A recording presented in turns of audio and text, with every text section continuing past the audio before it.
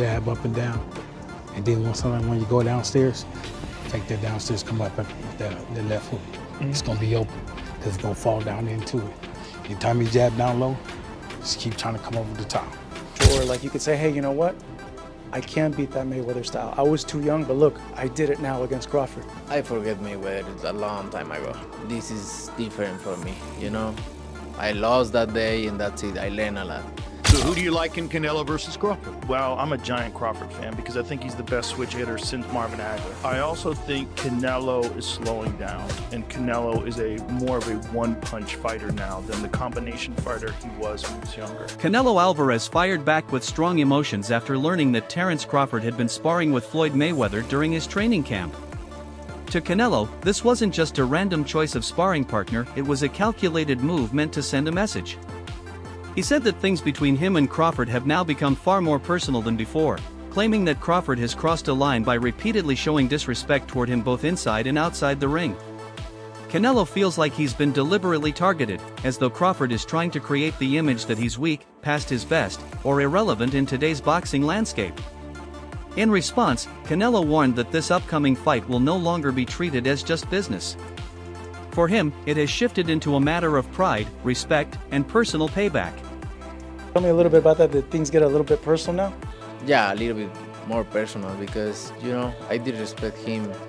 I don't respect him anymore because he say, I'm not gonna do what they want me to do and this and that. And then he tried to, maybe Turki Alashi told him, hey, you need to do something because you seem so nervous in Riyadh.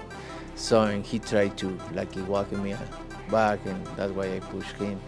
And you know, like I say, don't fuck with me.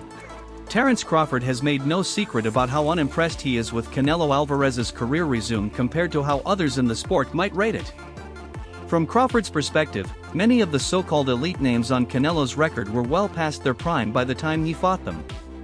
He specifically points to legendary fighters like Shane Mosley, Miguel Cotto, and Sergey Kovalev, noting that each of them was clearly on the decline and no longer at their peak when they shared the ring with Canelo. Crawford also reminds people that the one truly active prime legend Canelo faced, Floyd Mayweather, completely outclassed him over 12 rounds. For Crawford, these facts weaken the case for Canelo's supposed dominance in the sport. Beyond that, Crawford admits he's bothered by the way Canelo dismisses his own accomplishments, as if ignoring the high quality of opposition he's beaten. In Crawford's view, Canelo has been actively trying to downplay and undermine his legacy. Things about Canelo's resume, but I won't. You know, I wanna, you know, when you pay homage to the fighters that he fought, and if he don't wanna pay homage to the fighters I fought, if he think they nobodies, then come fight time, then I wonder what they're gonna say after I beat him. Promoter Eddie Hearn openly acknowledges that Canelo enjoys a natural size and weight advantage over Terence Crawford. However, he refuses to write Crawford off. In Hearn's eyes, Crawford's unwavering confidence, mental sharpness, and laser-focused preparation create a level of danger that even physically bigger opponents can't ignore. He points out that in boxing, belief and mindset can be game changers, often tipping the balance in high-stakes fights. Hearn believes that with Crawford's determination, discipline, and ability to impose his style, there's a genuine possibility for an upset victory. While he admits size will always be a factor, he stresses that Crawford's exceptional control over distance, pace, and fight rhythm could completely neutralize the size gap. Not for him, like, not against him, sorry, for him, like, he's so, I think he has no doubt that he beats Canelo Alvarez. Of course. I really like Terence Crawford. I think he's a great fighter. But I have to say, like, tell me his major significant wins. Well, obviously, I respect. Yeah, but come on. But, no, but he beat a guy who was in the top 5 pound for pound, and he destroyed him. That's really never happened. I agree. Okay. I agree. I mean, look, he was coming off, you know, some eye problems. But nobody was saying that when he was beating. But we're giving that credit. And Ugas. Tell me more. I'm just saying. I know, that's a big win. No, but, now, okay. Keep going. Your guy from the UK, who he stopped him, what, in the 5th round, was it? Kell Brook. Finish fight. Yeah, go on, keep going. Okay, he stopped somebody that nobody's ever really can hurt. Well, so important. I mean, yeah, but that was about 8 years before, and Errol Spence. That wasn't. What do you mean? Yeah, when he beat Sean Porter. No, that was in 2023. Who? Terence Crawford beat Sean Porter. No, I'm talking about Kell Brook against Sean Porter. No, I was talking about Bud. I'm not talking about that. But he stopped him. Nobody's ever able to really hurt Sean. By the way, I'm not disagreeing with you. I'm just. That was a great win. Like an open. And he didn't have a lot of names at 140, but Postal and all those guys, those are good fighters. They weren't big names. Just like Bam, he doesn't have the great. He doesn't have a whole lot of great names. Just like. No, Strada. In a way, he does have two great fighters. By the way, he's one of my favorite fighters. Doesn't have a bunch of. John Ryder, who has been in the ring with Canelo Alvarez, gives a first-hand perspective on the challenge of facing the Mexican champion. Ryder says that Canelo's physicality is overwhelming. His power, strength, and presence can make opponents feel like they're fighting uphill every second. He also warns that the weight jump Crawford would need to make is no small task. Even so, Ryder believes that if any fighter in the world has the combination of mental resilience, ring intelligence, and physical skill to handle Canelo's strengths, it's Terence Crawford. He praises Crawford's adaptability, his ability to adjust on the fly, and his technical mastery, saying those traits could help bridge the gap created by the size disadvantage. Can he go up 2 divisions? A lot of people in his camp believe that he's even going to stop him, but yeah, what's your thought? If there's any man that could do it, it would be Terence Crawford, but I just think the sheer size of Canelo is going to be too much on the line.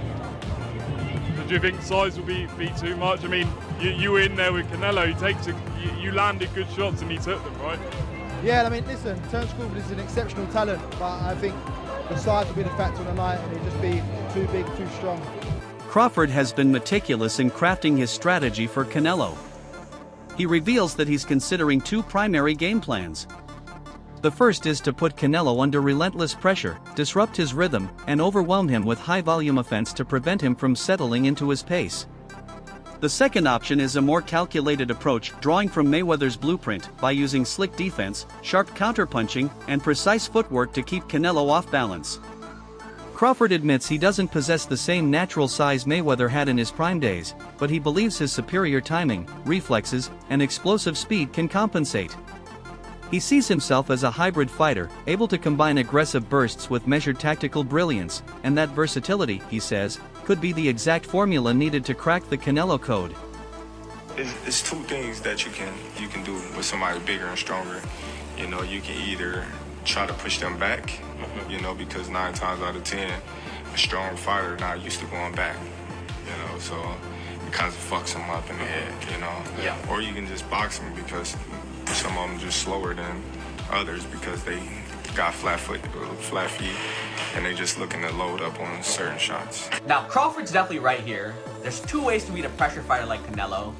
Either you put the pressure back on him, which is where guys like Triple G and Bivol had success, or you use your superior skills and footwork on the outside, which is how Floyd Mayweather won. Now, Crawford, he can't use the pressure approach because he's not as physically dominant as guys like Golovkin or Bivol. You know, Bud is a welterweight or junior middleweight jumping up. He doesn't have the size to push Canelo back.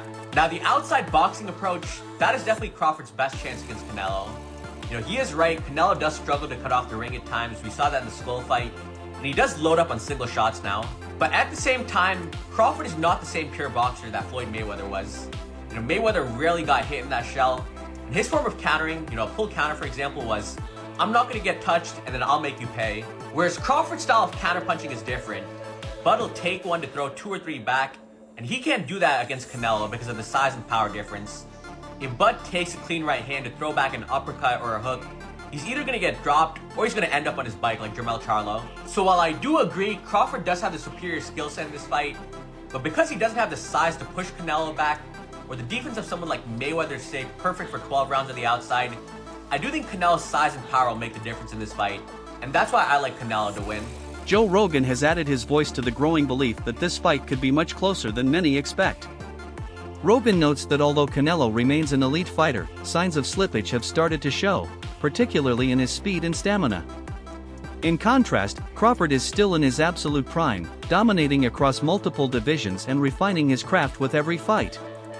Rogan believes the timing of this matchup may favor Crawford, who currently sits at the peak of his powers both physically and mentally. He points to Crawford's high pound-for-pound ranking as proof of his dominance and says that when you consider Canelo's recent performances, the gap between the two is not as wide as casual fans might think. Canelo versus Crawford. Well, I'm a giant Crawford fan because I think he's the best switch hitter since Marvin Hagler. I also think Canelo is slowing down, and Canelo is more of a one-punch fighter now than the combination fighter he was when he was younger. Do you think Terence Crawford can beat Canelo Alvarez? Yeah, I think he can win. Okay. I don't know if he's going to win, but I think he can win. He's going to have to box a brilliant fight. If Ray Leonard could beat Marvelous Marvin Hagler, then Terence Crawford can beat Canelo Alvarez. Why do you say that? Same equation. Get in, get out. Get in, get out. Yeah. Over and over and over. He's got to figure the angles and the approaches that will allow him to step in, land to the body, or occasionally upstairs, and then get out. Legendary boxing commentator Jim Lampley puts the Canelo-Crawford showdown into a wider historical perspective. He calls it a meeting between two warriors whose careers have been defined by pride, ambition, and legacy. While acknowledging the obvious size difference, Lampley emphasizes that both men have always been more than just their physical tools. They are fighters who carry an unshakable belief in themselves and an unwillingness to back away from a challenge.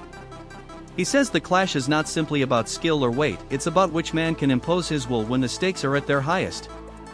Crawford is going to fight Canelo because even if I have some doubts and misgivings about the size matchup, it is two action fighters who like to fight aggressively at times, not all the times, going against each other, and we'll see who can open the other person's tuna can, so to speak. Max Kellerman, never shy about offering a bold opinion, places Terence Crawford at the very top of boxing's pound-for-pound list. While he respects Canelo's accomplishments and legacy, Kellerman believes the Mexican star's peak years are already behind him. In contrast, Crawford's recent performances have been near perfection, fights in which he has maintained complete control from start to finish regardless of the opponent's size or style. Kellerman also points out that Canelo has looked less dominant in recent bouts, including his loss to Dimitri Bivol and his tougher-than-expected win over John Ryder, suggesting that the gap between him and Crawford might be closing fast. Who's the best pound-for-pound fighter in the world?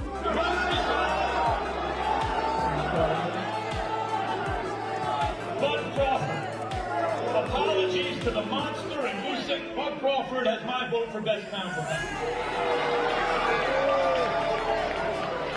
Who was the best pound-for-pound before Bud?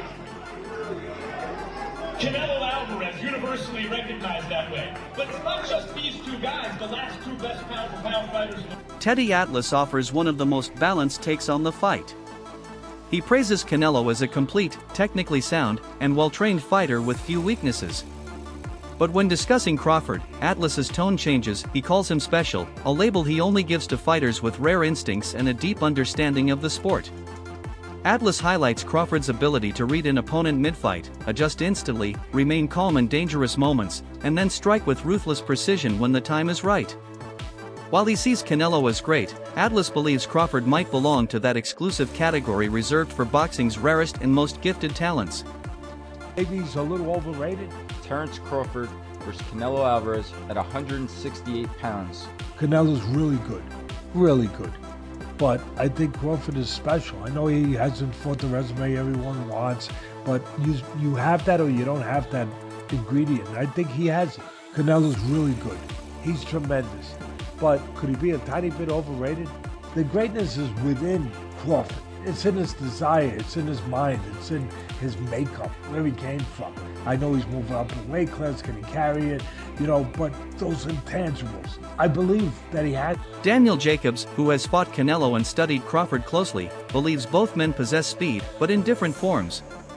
Canelo's is methodical and efficient, while Crawford's is sudden, explosive, and unpredictable.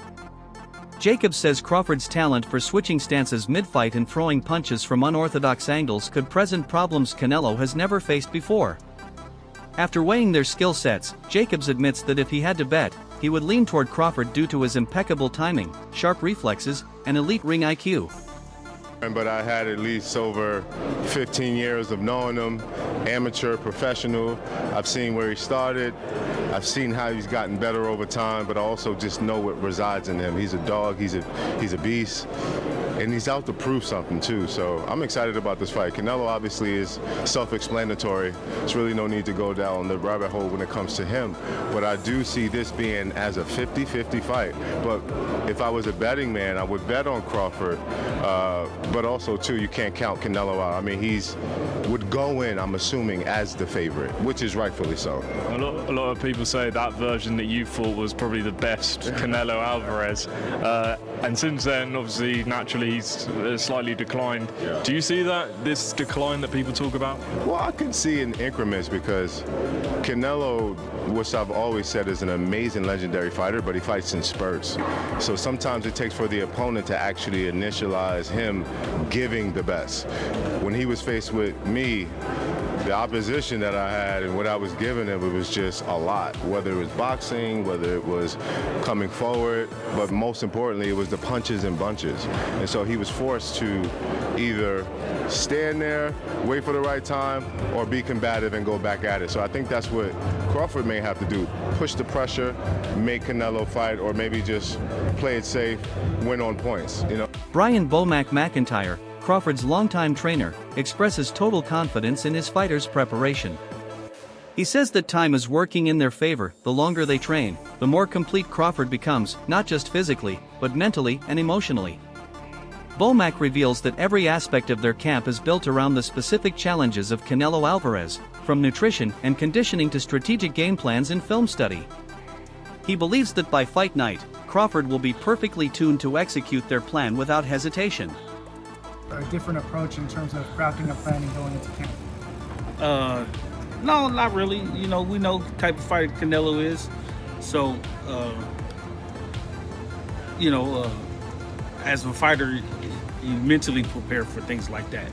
And then as a trainer, just making sure he's sharp. His mental game is sharp, his physical game is sharp. Strength-wise, nutrition is everything. Got to, like I said, hitting on all cylinders. So by the time you step in that ring, it's easy picking. Jaron Boutsenis, one of boxing's rising stars, takes a more cautious view. While he doesn't question Crawford's skills for a second, he's realistic about the physical challenge ahead. Ennis stresses that if Crawford can't make Canelo respect his punching power early on, the Mexican's size and strength could gradually wear him down. He points out that skill alone doesn't always win at the elite level. At some point, real damage has to be inflicted, and that's harder to do when moving up against a naturally bigger, stronger opponent. You gotta lean more towards Canelo, because like I said before, he been pitting big guys out and down, and Canelo not even really a 68 pounder. He probably really should be at 60 maybe. And he been hurting these guys. I think he be dropping these guys and things like that. So, and them guys be way bigger than him come fight night. I know that for sure. They be probably close to 200 pounds, and he dropping those guys like that. So, I don't know. It's gonna be a great fight. The fans want to see it. So, so be it. I think Crawford should take a warm-up fight. At like 60, or like at least at 60, just to get his body. The feeling of somebody a little bit bigger, and things like that. I know when you go up in weight, you gotta, develop that power and not develop the power, but like put that muscle on and be heavy and things like that. So he might not want to take a fight because he's trying to build up right now. But I think he should, just to stay sharp and that way he don't have like a long layoff or anything like that. Alexander Usyk, a man who has himself defied weight class expectations, believes this is a fair and compelling matchup. He admits it's a difficult test for Crawford but maintains that, pound for pound, Crawford is the best in the sport today. Roy Jones Jr. adds that the fight comes down to Crawford's mindset. If he's fully sharp, focused, and sticking to the right plan, Jones sees him capable of outmaneuvering and outthinking Canelo. But he warns that even a small lapse in focus could swing the fight in Canelo's favor due to his experience and punching power. Boxing fans, joined by, does he need any introduction, Hall of Fame legend Roy Jones Jr.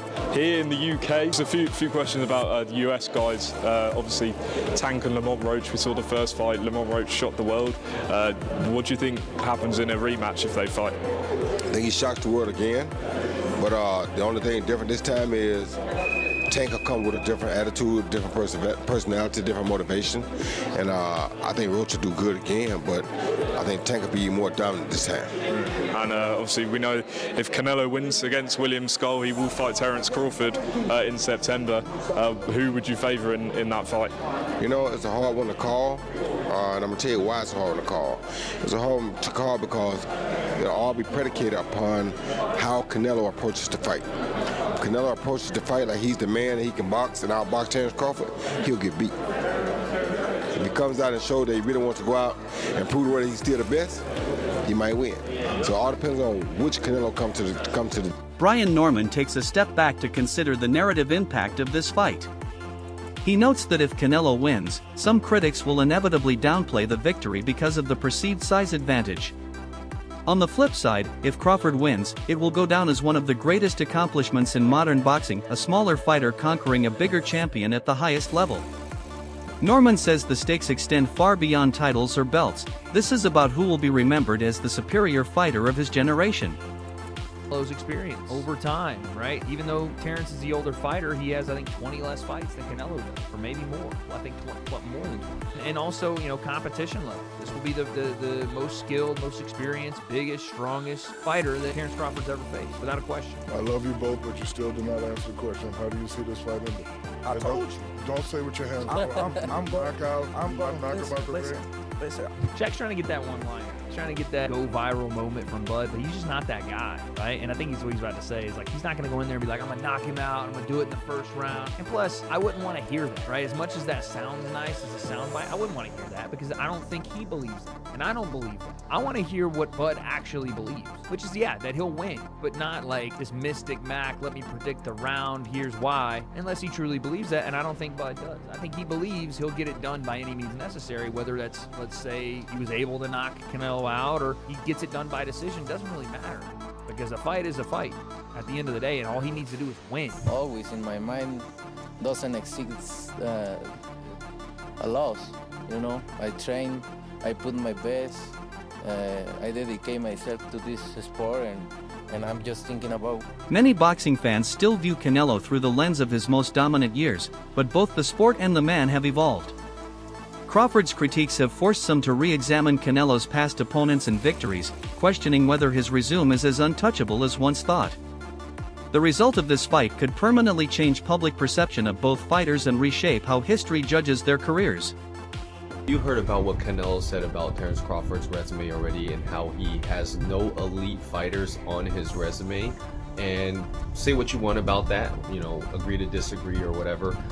What do you guys think of Crawford saying this about Canelo? Canelo fought great champions, but most were past their prime. But when they weren't, you saw what happened. Lara, Mayweather, and Bivol. Obviously, Mayweather was past his prime already, I'd say. But he's right. I rewatched the Lara fight, and, you know, that Cuban style is just tricky to deal with. And, you know, a lot of people would say that Lara won that fight. And then Bivol, it was, I mean, I don't need to convince you about that. That fight was a clear-cut victory for Bivol. And it just showed that Canelo isn't this unbeatable person. You know, with the right set of skills, you can beat him. And I don't know, what do you guys think? Has Terence Crawford fought any elite boxers? You could say, you know, Errol Spence, but then, you know, after the whole horrible accident that he had, so. That wraps up today's coverage of the brewing Canelo-Crawford rivalry. The tension is building, the narratives are set, and when the first bell rings, the outcome will not just decide a fight, it could redefine an era in boxing history. Stay tuned for more updates.